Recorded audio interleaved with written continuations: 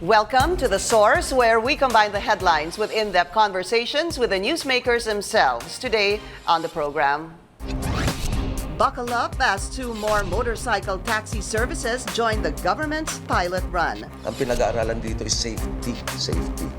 Wala tayong pinag-aaralan dito magkano kikitain mo. But not without controversies. I'm not saying yet that Senator Pimentel has anything to do with this, but certainly Joyride admits a very close association with the senator. A pioneer in motorcycle taxi service accuses government of corruption.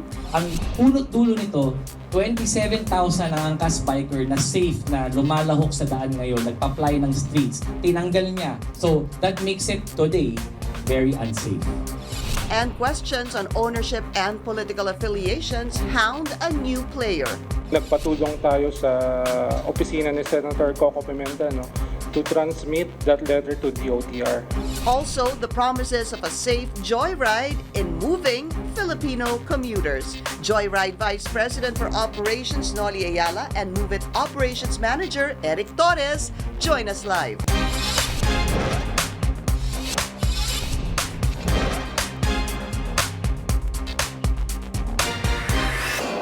Thank you for joining us. I'm Pinky Webb. The Transportation Department clarifies that the endorsement letter of Senator Koko Pimentel had no influence on the pilot implementation run of motorcycle taxis. The Technical Working Group, or TWG, says that the senator's letter did not impact the agency's decision-making process in the pilot run. Also, ownership issues being hurled against a motorcycle taxi service. Is it using its political clout to gain undue advantage? How will the two new players challenge the motorcycle taxi service landscape? Let's go straight to the sources of the story. We have Move It Operations Manager Eric Torres and Joyride Vice President for Operations Noli Eala. Noli and Eric, welcome to the show. Good to see you. Thanks so much for inviting us. Eric, for having also, us here. thank you. So I'm going to start with Joyride. How is the service so far of Joyride? Well, so far it's been very encouraging.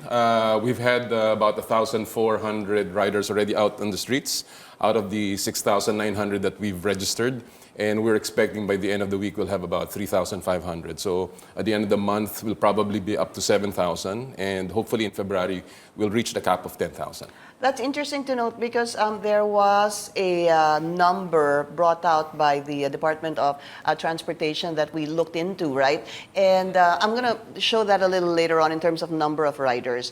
But so good, well and good right now. You're getting, you have 1,500 Yes. riders out in Metro Manila. What are the challenges for you right Well, now? obviously it's still people being aware of our product, plus of course the fact that our mobile application still has a little glitch. Really? Some glitches, minor glitches that we're taking care of. You know, it's part of business, but nothing major. So and of course the demand for the service, considering that we only have about 1,500 on the road.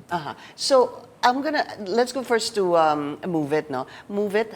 How's business for you guys so far? Well, we're still having some difficulty filling up slots, but we have less than 1,000 on the road. Actually, about less than 500 probably. But we are processing about 6,400 or 6,500 right now. But we have a screening process, so we do not just let them roll out. Is it a problem of you guys joining the industry too fast, too soon? That's why nahihirapan kayo? Because Noli, there was an interview with Joyride that also said that you do not have enough equipment as of the moment to give to your credible and accredited riders. Is that true? I think it's not so much that we came in too fast because we actually started preparing as early as September. The problem really was not so much the training of the riders, but it's more of getting the gear to the riders because of that season when we were allowed to join. We were only allowed, we were told December 20, and we were allowed on December 23. So we started actually ordering all of our equipment mid-December and late December. It's a good thing we started early. We had already ordered about 3,000. So, and that's why most of the riders that we've already onboarded are getting their gears now. So You got gear even before they told you that you were in? We were already preparing for about 1,000 gears. Yeah. Why? Well, again, this is part of our initiative.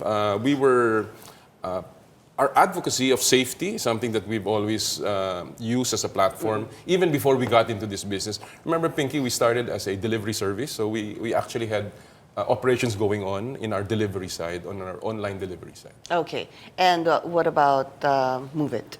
Well, back in May 2019, when right after Secretary Tugade announced that there will be a pilot run for motorcycle taxis, we expressed our intent to join.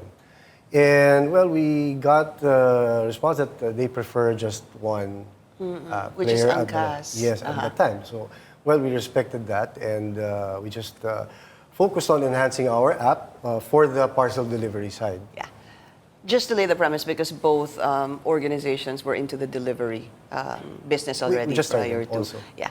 But so, okay. So, May, you wanted to join. Yes. You expressed your intent to join. You were rejected. When was your intent to join We Joyride? submitted our letter in September. September. But I want to move forward. You said that December 20 and 23. Can we understand that better? What happened in 20 and 23 for both companies? On December 20, we were called to a meeting. Actually, all companies, all the 3 companies were called. And we were told that we were going to be part of the extended run. Okay. And the extended run was going to start on December 23. And what did you think about that? Well, 3 days? Is it that easy? It makes me question why in December 20 I'm told you can join, and then 3 days later you can start, already. entering the motorcycle service industry. Yeah, of course, that caught us by surprise as well. Because you have to set things up, you buy the gears and then set the training and all, and ramp up all the riders. So, Did you complain? no, not really. Masaya na lang kayo na nakapasok. To be honest. I asked for a transition period. During the time, during the meeting, we asked for a short window for transition. But the TWG said, no, you gotta go because you said you're ready. We were actually ready with our riders because we had already onboarded at that time almost 5,000 riders, but we only had about 1,000 kits for our riders. So that's why we could not release all of them in the streets. I know this needs to be a question asked to the TWG, but it still makes me wonder why you were called on December 20 and told you're in and you can start operations on December 23. I don't believe, with the knowledge I have, that it's that easy to transition from your delivery service into a motorcycle taxi. Well, right? that's true. That's correct. And then here comes a press conference, especially with Joyride, questioning who really owns the company, that you had asked help from Senator Koko Pimentel. Let's move forward because the senator said yes, he endorsed your letter to the Department of Transportation. That was in September, Pinky, and as you know, we were not included in the first extension, or rather in the first pilot run. Neither were they. Nauna pa sila sa'yo, nauna pa ang That's Move right. It. Yeah. So, as the senator said, it really was not acted upon by the TWG at the time, and we were included in the extension. We believe because of the process that we went through. We were called by the old TWG to present to them. That was in November 21, and then a couple of weeks later, the new TWG called us again. And then they inspected our facilities. So we went through the process of having to check the boxes in the guidelines, and we're confident that we actually checked them all. Were you wondering why now? Why bring you guys in now? Well, as the TWG has said, they wanted to do something more, like real-time monitoring, which they were not able to do before.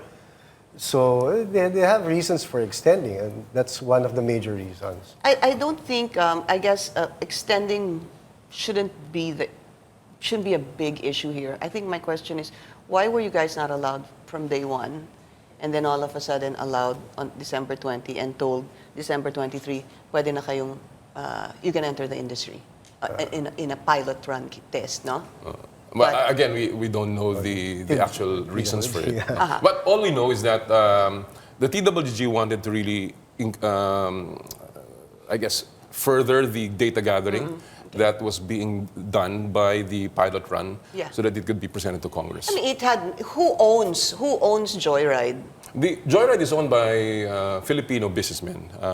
We have two families that are prominent, the Nublas and the Chuas, basically. And Are they it's- 50-50? Yes, they're equal in sharing. I And then see. some small minority owners. Okay, under the Chua and under the Nubla, they're smaller. Yeah, smaller families. And Move It? And Move It is We Load Transcargo Corporation, which is, in turn, is controlled by the family of businessman Francis Wan. One Yes. only. His And family, the yes. little, the whole family owns it as well. Wife and kids. Okay, Yes, yeah. Controlled so by them. sila yan. Yeah. But okay, and then the difference here also, for the benefit of the viewers, is we're going to show that later also. Angkas is obviously light blue.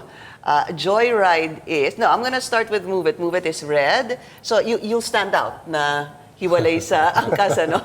And then Joyride is also blue.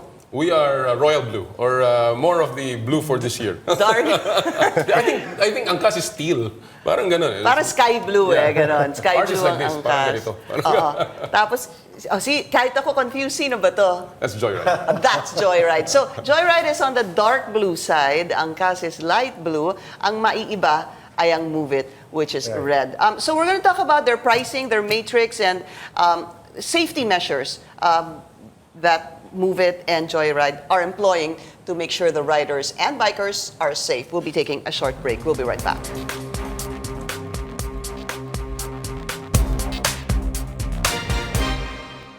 You're watching The Source on CNN Philippines. Our guest today, Joyride Vice President for Operations Noli Eala and Move It Operations Manager Eric Torres. So, I'm going to clarify it because it needs to be asked again.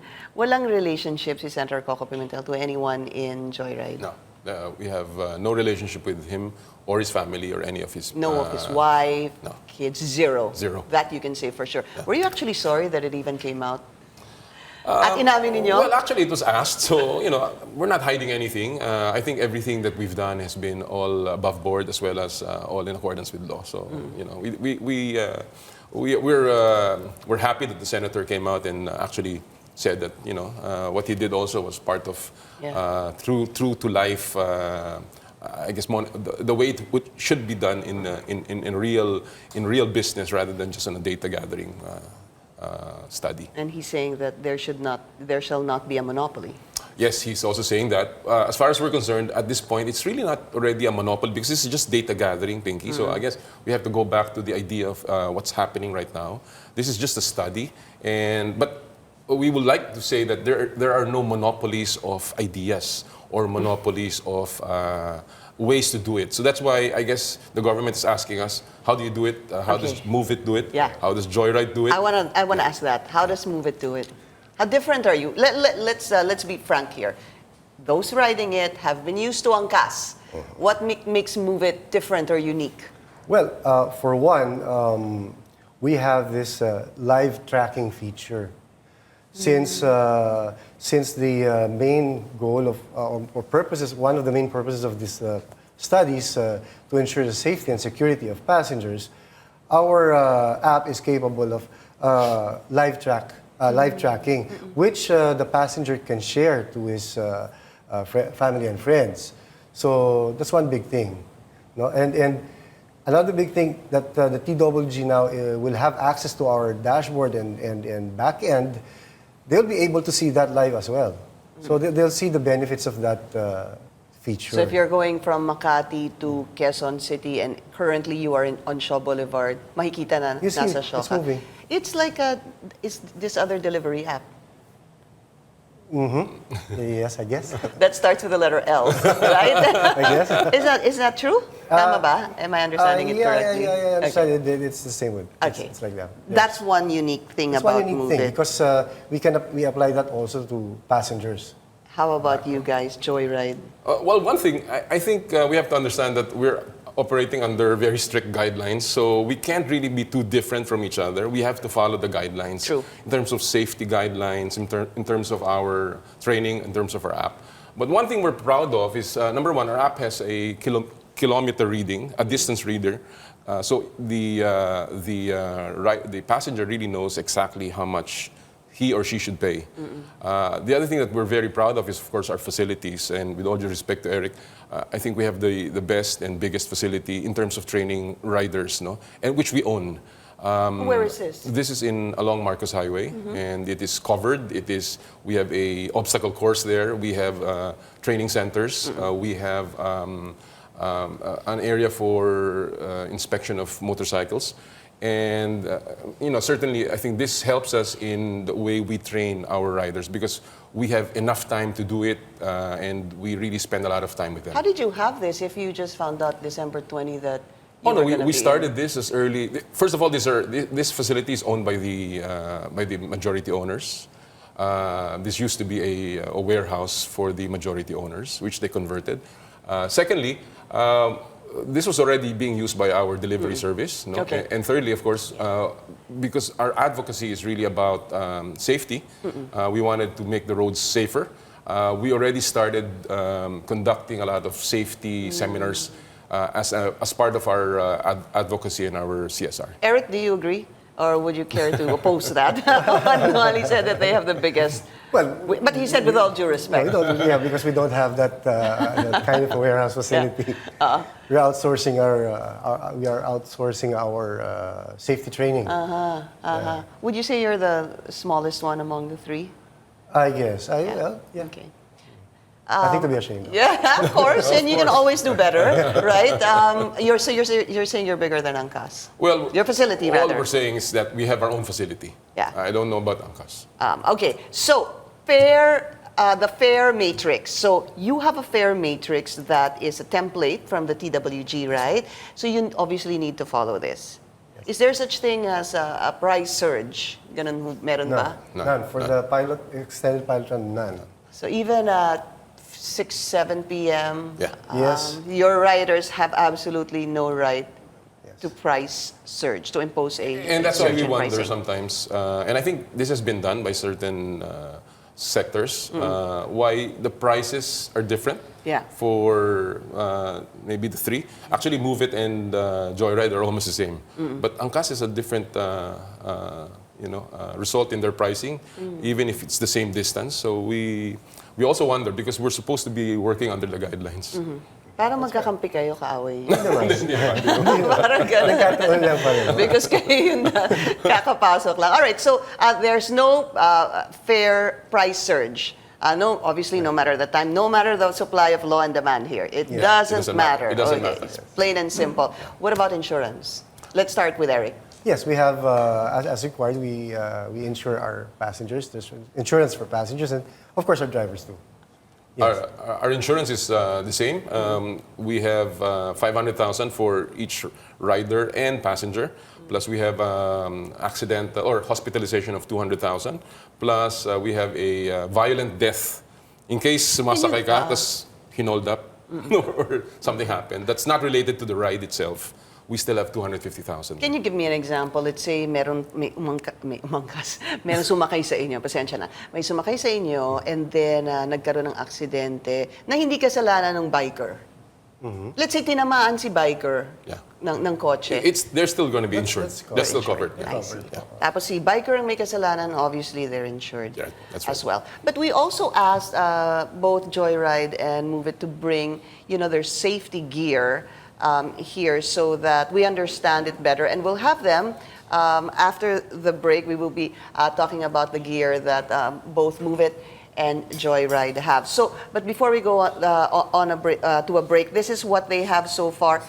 We got this, I believe, from the Department of Transportation, kung ilan na yung riders na available in the market right now. When we talk about market, when we talk about Metro Manila. Yes, Right? that's right. So from what I saw, because there was a December one and a January update on this, number of authorized drivers submitted to the technical working group. Angkas has 7,471. Joyride, 6,907. However, Noli is saying that only 1,500 are out in the street right now. That's right. And Eric was saying out of the and Move It has 1,877, and out of that, they only have less than 500 so It's far. actually 2,400 as of last night. The registered riders. 2,400 na yan sa Move It. Last But night lang.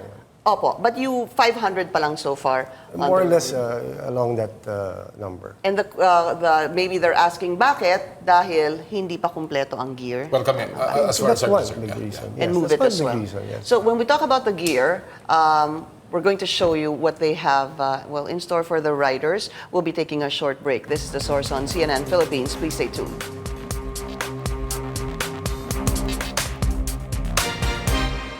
You're watching The Source on CNN Philippines. Our guests today, Noli Eala of Joyride and Eric Torres of Move It. So, we have Aaron to be our model for Move It. So, Eric, anong ba yan ang maaasahan natin sa mga riders ng Move It? Yes. Okay, tell us more about it. All right. First, of course, the helmet. This has an ICC ng sticker.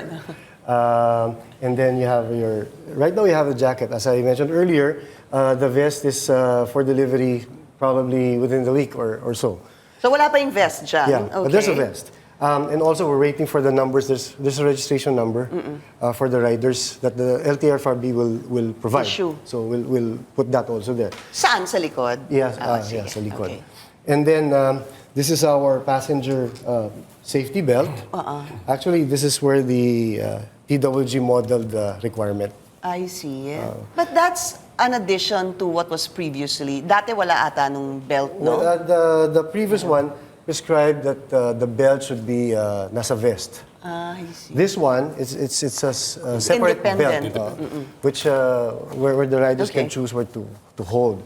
And then, of course, we have our standard elbow pads and knee pads. In case Yeah, the word of is course, sumemplang or yes, maaksidente. there's ano? additional protection. Okay. And then the passengers would have the helmet also and pads. Pads? Yes. Meron din pads ng ano? we Para can- sa we inyo? can, Okay. And then, di ba may gumagamit din sila ng cap? Kayo, meron Yeah, din ba kayo nun? the head. Yeah. Hair, Shower It's cap, like a shower cap. Yeah, and then the disposable. face mask. And the face mask. So that's what you will be able to expect for a Move It. Aaron, maraming salamat sa iyo. Let me ask both gentlemen first. So the TWG wants a 30,000 cap. Ang CAS has 27,000. So Mr. George Rosea saying that we have 27,000. Papaano yun? Gusto nila equally divided. 10,000, 10,000, 10,000 to all three players now. So his question is, kayo ba? Will you absorb? Ganun ba yun? How is the process going to be? Well, that's a very tricky question actually because they're also claiming anti-competition, no? Which means if we just get it and then we just use their riders, they'll say that sila yung nagtanim, kaming umani. So again, we're saying that we don't do that. We have our own riders. We've trained I see. our fleet. We have about 7,000 already, and we have 6,000 online registration. So we have enough. But if the Angkas riders that Want to apply? we will accept them, but they'll still have to go through our What process. about Yeah, you, same with Eric? us. We're wrapping up our fleet, but everybody's welcome, regardless where they came from. Okay. Okay, now, This is Noli. Joseph, hi. Magandang umaga sa'yo. So ito naman ang sa Joyride. So it's dark blue and black. Yeah, Okay. basically, it's the same as what Eric was explaining. Based on the guidelines, we have our standard helmet, which is a very high standard. It's almost full face mask, and we have our name at the front and at the back. And then we have our standard vest. The good thing about our vest is that, if you notice, Pinky, this is actually transparent. So it's not hot Hindi mainit. for the rider. So talagang, even if they wear it the whole day, they don't feel like taking it out. Okay. You know? We have all our reminders at the back, so the passengers can actually read this while they are riding, and then the ID number, and of course the reflectorized things. We have our own safety belt here, Yan. and this is again independent of the vest. Again, this is for hygiene as well as for safety. Ibig sabihin yan kung ayaw mong hawakan Yung rider. Diyan ka You just hold on hawak. to the belt. No? Passengers not supposed to do that. Hindi ba? Hindi dapat. Kasi baka mamaya medyo matakot ka, so medyo gusto mong... Yun nga. O kaya baka mamaya matulin si... And that's the thing about the vest. Minsan gumagalaw eh. When you're just holding the vest. And yung belt hindi yan Ito kasi it's really gagalaw. snug. So, it really doesn't move. And it's adjustable, obviously, And it's depending on the adjustable. size of the biker. So that's Joyride. Joseph, thank you also to you. So you're both ready. You're both on the street. I actually saw Move It a while ago, and I saw Joyride yesterday. So you are making sure that the public, how can you assure the public that, you will be safe, your riders will be safe? Let's start with Noli. Well, we're very confident about the way we've trained our riders. We've gone through the vetting process very, very stringently, and we've made sure that all of the guidelines are followed as required by the Department of Transportation. So we're confident that our riders on the streets now are going to be able to deliver the services joyfully and happily. And move it. Eric? Well, we understand the guidelines very well. The TWG emphasize it's all about safety and security. We let our riders go through extensive training. So we don't let them out if they don't pass the training. So that's our assurance for the And move public. it is not related to any No political executive, affiliations. Senator, congressman, No political mayor, affiliations. None. councilor. Wala. So nothing. At least it's good to ask them. Maybe something might come out. Just very quickly, this is of course a pilot test. Yes. It needs to have the, a law from Congress to actually put this into to legalize this. What happens just in case? I know there are a lot of measures in Congress already wanting to legalize this. What happens kung di matuloy? Then we'll have to follow. I mean, we're hoping that what we've done will make the government act favorably. Yeah, same here. Because and if it doesn't really get passed, well, we can absorb it for other services. For your delivery. Yeah. All right. Eric, thank you to you. Good luck. Noli Thank you. also. Maraming Thank you so salamat. much, Pinky. And thank you also. Thank you for joining us here on The Source. I'm Pinky Webb. You're watching CNN Philippines.